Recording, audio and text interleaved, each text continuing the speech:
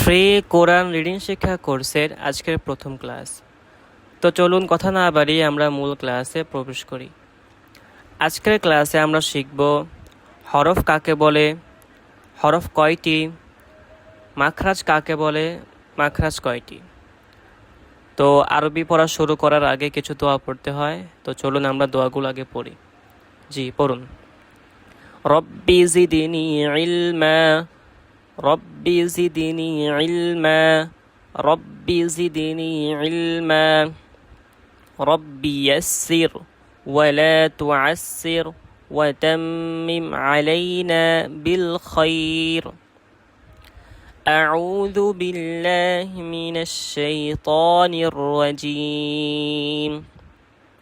بسم الله الرحمن الرحيم.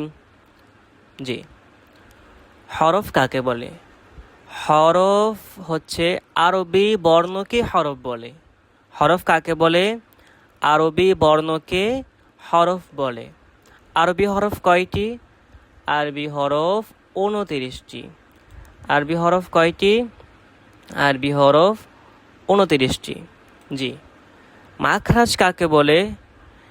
এই যে হরফগুলো আছে, এই হরফের যে উচ্চারণ করার পদ্ধতি, ওইটাকেই মাখরাজ বলে।